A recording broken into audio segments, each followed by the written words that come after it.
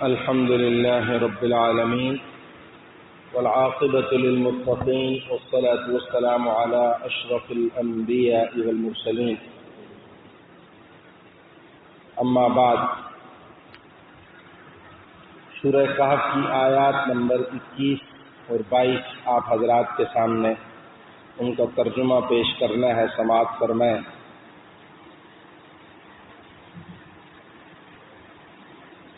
وَكَذَلِكَ أَعْثَرْنَا عَلَيْهِمْ لِيَعْلَمُوا أَنَّ وَعْدَ اللَّهِ حَقٌّ وَأَنَّ السَّاعَةَ لَا رَيْبَ فِيهَا، اور یوں ہم نے ان کی خبر لوگوں تک پہنچا دی تاکہ وہ یقین سے جان لیں کہ اللہ کا وعدہ سچا ہے، نیز یہ کہ قیامت کی گھڑی آنے والی ہے، اس میں کوئی شک نہیں۔ پھر وہ وقت بھی آیا جب لوگ ان کے بارے میں آپس میں جھگڑ رہے تھے، چنانچہ کچھ لوگوں نے کہا کہ ان پر ایک عمارت بنا دو، ان کا رب ہی ان کے معاملے کو بہتر جانتا ہے۔ آخر کار جن لوگوں کو ان کے معاملات پر غلبہ حاصل تھا، انہوں نے کہا کہ ہم تو ان کے اوپر ایک مسجد ضرور بنائیں گے۔ کچھ لوگ کہیں گے کہ وہ 3 آدمی تھے اور چوتھا ان کا کتا تھا، اور کچھ کہیں گے کہ وہ 5 تھے اور چھٹا ان کا کتا تھا۔ یہ سب اٹکل کے تیر چلانے کی باتیں ہیں۔ اور کچھ کہیں گے کہ وہ 7 تھے اور 8واں ان کا کتا تھا۔ کہہ دو کہ میرا رب ہی ان کی صحیح تعداد کو جانتا ہے، تھوڑے سے لوگوں کے سوا کسی کو ان کا پورا علم نہیں، لہذا ان کے بارے میں سرسری گفتگو سے آگے بڑھ کر کوئی بحث نہ کرو اور نہ ان کے بارے میں کسی سے پوچھ گچھ کرو۔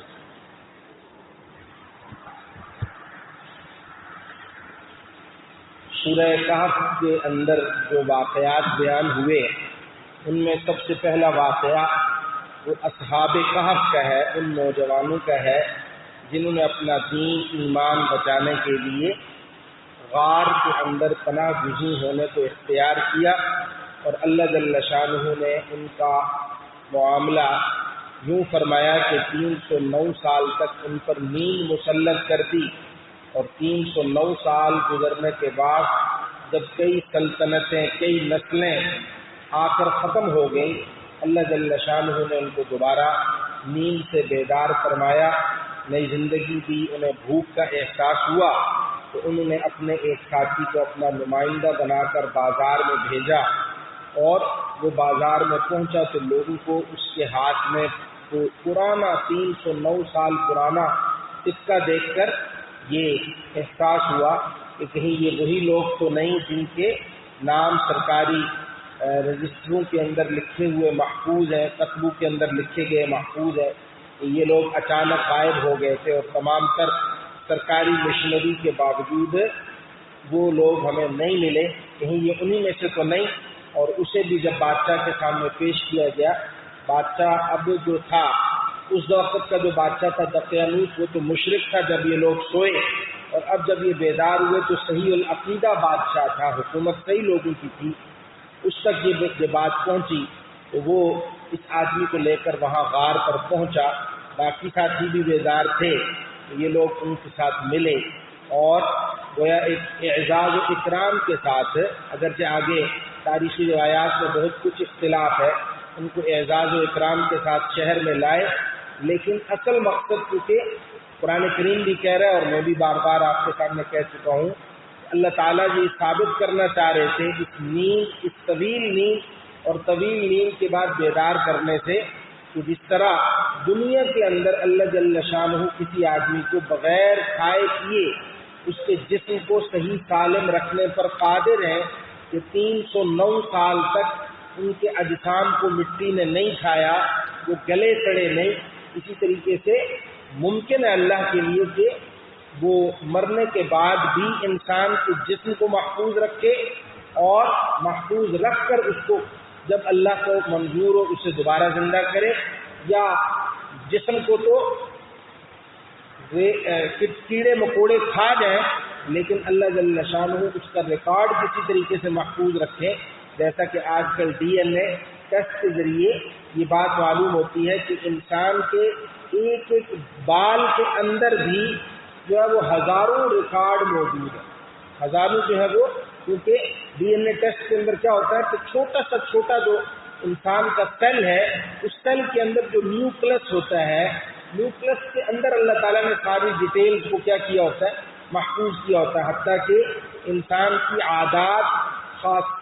خواص اور جو خصلتیں ہیں وہ بھی جو ہے وہ اس کے اندر موجود اور محفوظ ہوتی ہیں. اللہ تعالیٰ کے لیے بھی یہ کچھ بعید نہیں ہے. اللہ تعالیٰ بھی یہ کہہ رہے ہیں کہ ان وعد اللہ حق، کہ مرنے کے بعد دوبارہ زندہ ہونے کا وعدہ اللہ کا بالکل برحق اور سچ ہے، اور لا ریب فیہا، اس میں کوئی شک نہیں کہ قیامت آئے گی. ایک وقت ہوگا کہ یہ دنیا اور اس کے اندر موجود جتنی زیب و زینت ہے، جتنی خوبصورتی ہے، جتنی بناوٹ ہے، یہ سب ملیہ میٹ ہو جائے گی. یہ ساری عمارتیں بیٹھ جائیں گی، تباہ ہو جائیں گی، اور ایک چٹیل میدان باقی رہ جائے گا. اس وقت اللہ جل شانہ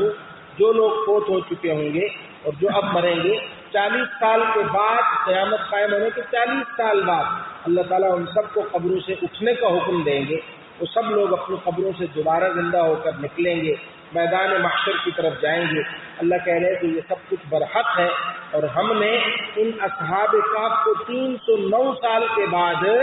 بھی ان کا جو معاملہ تھا لوگوں کو اس سے مطلع کر دیا. وَكَذَلِكَ أَعْثَرْنَا عَلَيْهِ، ہم نے اس بات کی خبر لوگوں تک پہنچا دی کہ یہ لوگ نوجوان تھے، 309 سال پہلے غائب ہوئے، بہت تلاش کے باوجود نہیں ملے، لیکن ہم نے ان کو محفوظ رکھا اور آج یہ تمہارے سامنے زندہ کھڑے ہیں. لیکن اس کے بعد یہ زیادہ وقت زندہ نہیں رہے، کیونکہ مقصد جو تھا ان کو دوبارہ زندہ کرنے کا وہ اللہ تعالیٰ نے پورا کر دیا. پھر طبعی وفات سے ان سب کی یکبارگی وفات ہو گئی، اور پھر اگلا مرحلہ یہ پیش آیا کہ اب ان لوگوں پر جو اتنے برگزیدہ تھے، جن کی اتنی غیر معمولی جو ہے وہ کرامت اللہ تعالیٰ نے یہ ظاہر کی کہ 309 سال تک ان کو زندہ رکھا، سلائے رکھا، پھر ان کو زندہ کر دیا. ان کے اوپر کوئی یادگار بنانی چاہیے، کوئی عبادت گاہ بنانی چاہیے. تو مختلف جو ہے وہ تجاویز اس حوالے سے سامنے آئی. قرآن کریم کہتا ہے، اور ہر ایک آدمی اپنی تجویز کے مطابق ان کا تعلق اپنے ساتھ جوڑنا چاہ رہا تھا.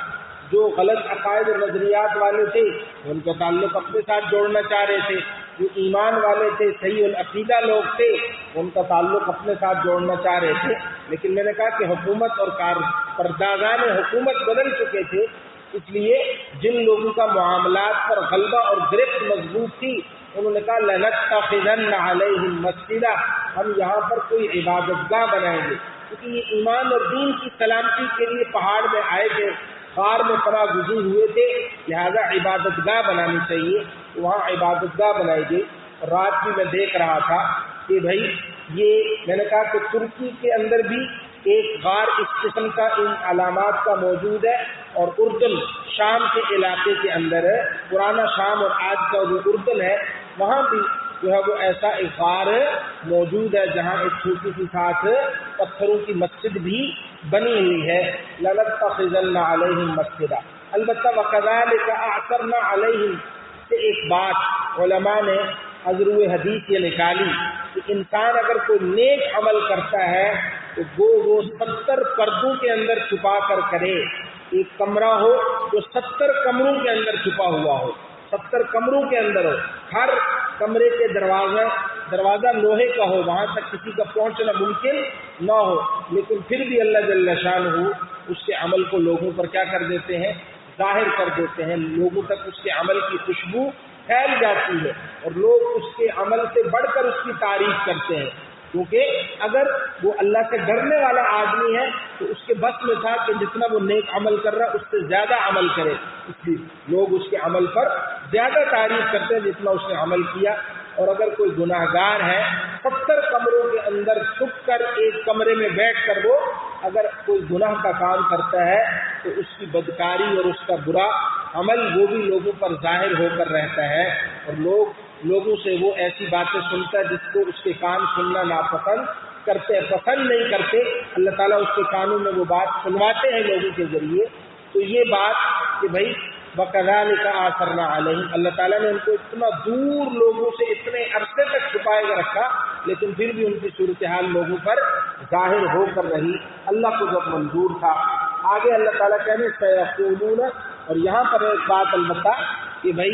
یہاں ان پر تم ایک عمارت بناؤ، یعنی ان کے قریب عمارت بناؤ۔ قبروں پر عمارت بنانا منع ہے۔ رسول اللہ صلی اللہ علیہ وسلم نے قبروں کو پختہ کرنے، ان پر عمارتیں بنانے، قبروں کے ساتھ ٹیک لگانے اور قبروں پر چلنے پھرنے سے منع کیا ہے، بلکہ بعض روایات میں تو آتا قبروں پر لکھنے سے بھی کیا کیا ہے، منع کیا ہے۔ اور میں نے عرض کیا کہ رسول اللہ صلی اللہ علیہ وسلم نے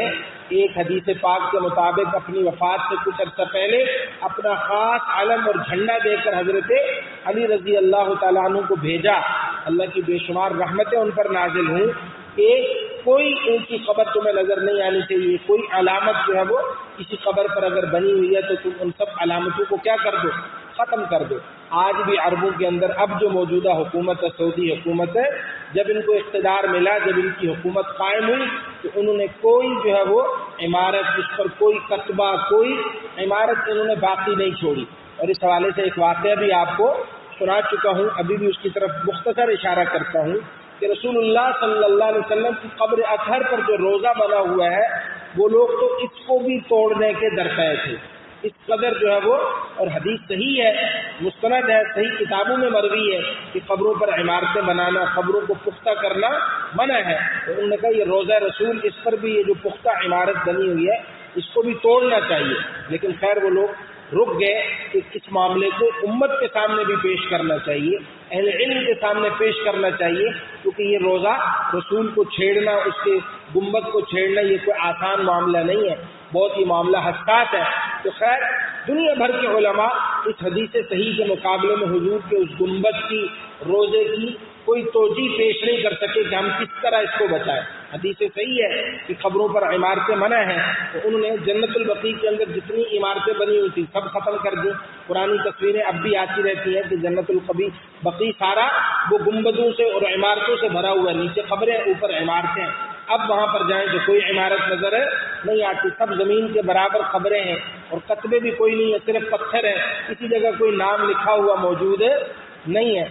کہ بے نشان جگہ ہیں، بے نشان ہونا ہے، جتنے بھی ذی شان ہیں وہاں جا کر ان کی شان اور ان کا نام و نشان مٹ جاتا ہے، قبر تو پوشیدگی کا گھر ہے، اس لیے انہوں نے اس پر عمل کیا۔ حضور اکرم سرور دو عالم صلی اللہ علیہ وسلم کے روزہ اطہر کے حوالے سے دارالعلوم دیوبند کے اندر یہ مسئلہ پیش ہوا، اور ظاہر ہے ان کی حکومت پاکستان بننے سے پہلے سن 1920-30 کے لگ بھگ قائم ہوئی، تو اسی عرصے کا یہ واقعہ ہے کہ دارالعلوم دیوبند کے جو صدر مدرس تھے اس وقت، انہوں نے کہا کہ یہ حدیث صحیح جناب نبی کریم سرور دو عالم صلی اللہ علیہ وسلم کے قبر اطہر اور روزے کے متعلق ہے ہی نہیں، وہ اس میں داخل ہی نہیں ہے، کیونکہ اس حدیث پاک میں بعد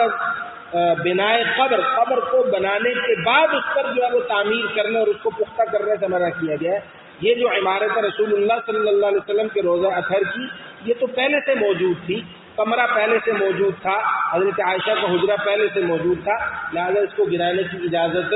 نہیں دی جا سکتی، یہ تو مسئلہ حل ہوا۔ بہرحال یہاں پر یہ بات بھی سمجھنی چاہیے اور کوشش کرنی چاہیے کہ اگر کہیں قبرستان ہے تو اس کے آس پاس مسجد نہ بنائی جائے،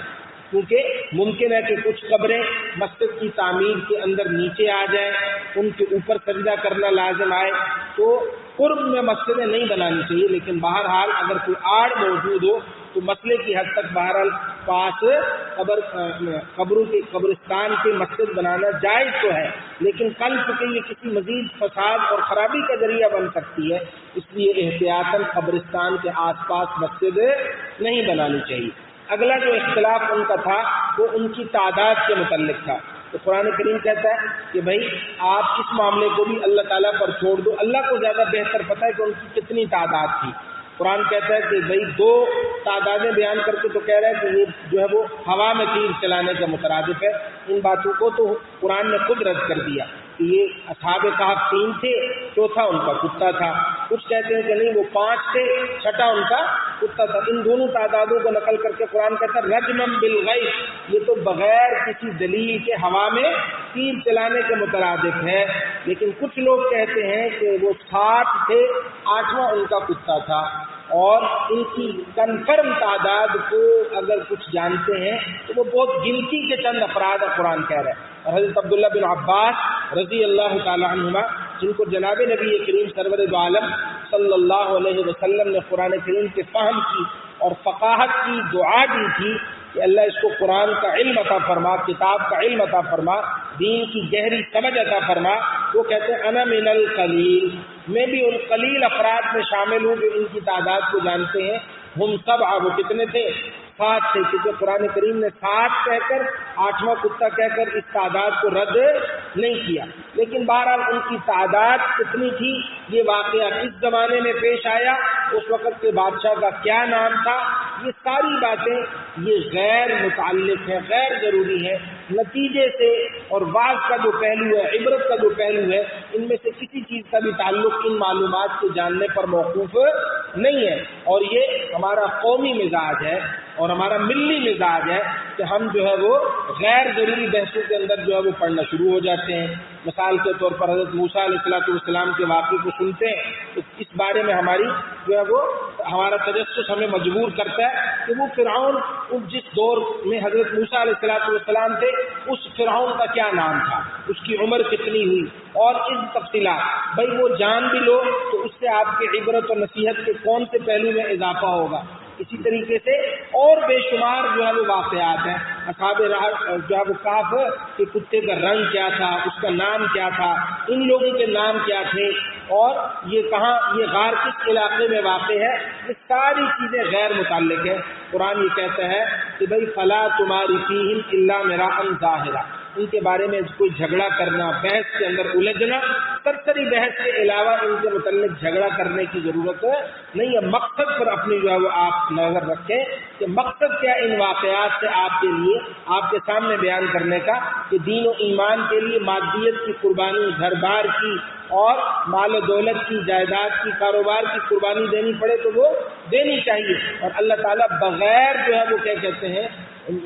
وسائل کے بھی اللہ تعالیٰ بعض دفعہ ایسی مدد کرتے ہیں کہ وہ رہتی دنیا تک کے لیے مثال بن جاتی ہے. جیسے ان نوجوانوں کو اللہ تعالیٰ نے بظاہر تمام تر حکومتی وسائل ان کے خلاف تھے، لیکن اللہ تعالیٰ نے ان کو فتح و کامیابی عطا فرمائی، حالانکہ وسائل ان کے حق میں نہیں تھی، حکومتی مشینریاں ان کے حق میں نہیں تھی. تو اس لیے تمہارے لیے بھی سبق اس میں یہی ہے کہ دین و ایمان کی حفاظت کو ہر تعلق پر، ہر رشتے پر، ہر دولت پر، ہر عہدے پر کیا رکھو، مقدم رکھو. اور جناب نبی کریم سرور دو عالم صلی اللہ علیہ وسلم کو بھی اللہ نے ارشاد فرمایا وَلَا تَسْتَفْتِ فِيهِم مِّنْهُمْ أَحَدًا، ان مشرکین سے جو آپ کے اول مخاطب ہے، ان سے یا یہودیوں سے جو اپنے عقیدہ ابنیت کی وجہ سے وہ کیا ہو چکے ہیں، مشرک بن چکے ہیں. ابنیت کا معنی بیٹا ہونا. حضرت عزیر کو یہودی کیا کہتے تھے؟ اللہ کا بیٹا کہتے تھے. اور عیسائی حضرت عیسیٰ کو اللہ کا بیٹا کہتے تھے. تو اس معنی میں وہ بھی مشرک ہیں. وہ قرآن کریم نے ان کے لیے مشرک کی اصطلاح نہیں استعمال کی، شرک کی اصطلاح مشرکین عرب کے لیے استعمال ہوئی ہے، لیکن اپنے عقیدے کی وجہ سے توحید خالص پر عمل درآمد نہ کرنے کی وجہ سے وہ بھی بہرحال مشرک تھے. قرآن کہتا ہے ان میں سے کسی سے ان کے متعلق کوئی بات نہ پوچھیں، کیونکہ آپ کے پاس وحی کا یقینی ذریعہ موجود ہے. اس کے ذریعے جتنی بات بتلانا اللہ کو مقصود تھا، جس میں آپ کا فائدہ تھا، صحابہ کا فائدہ تھا، امت کا فائدہ تھا، وہ اللہ نے بتلا دی. اب غیر ضروری بحث کے اندر پڑھ کر جب آپ کو وحی کے ذریعے نہیں بتلایا جا رہا تو آپ ان لوگوں سے بھی کچھ نہ پوچھیں. ان کے پاس بھی بے سند باتیں ہیں، بے سروپا کہانیاں ہیں، کوئی مستند ذریعہ علم ان کے پاس موجود نہیں جو اللہ نے آپ کو وحی کی صورت میں عطا کیا. لہذا ان سے کچھ نہ پوچھیں. اللہ جل شانہ اس واقعے کو سمجھنے کی اور اس میں عبرت و نصیحت کے جو پہلو ہیں ان کو پیش نظر رکھ کر ان پر عمل کرنے اور اپنا جائزہ لینے کی اللہ پاک مجھے اور آپ کو توفیق عطا فرمائے. الحمدللہ رب العالمین والعاقبۃ للمتقین والصلاة والسلام علی اشرف الانبیاء والمرسلین. اللهم لك الحمد كما ينبغي لجلال وجهك وعظيم سلطانك. اللهم لا احصي ثناء عليك انت كما اثنيت على نفسك. اللهم اغفر لنا ولوالدينا ولمشايخنا ولاساتذتنا ولجميع المؤمنين والمؤمنات والمسلمين والمسلمات. اللهم يا شافي الامراض اشف مرضانا ومرضى المسلمين ويا قاضي الحاجات اقض حاجاتنا وحاجات المسلمين. وصلى الله على النبي الكريم وعلى آله وصحبه اجمعين. آمين برحمتك.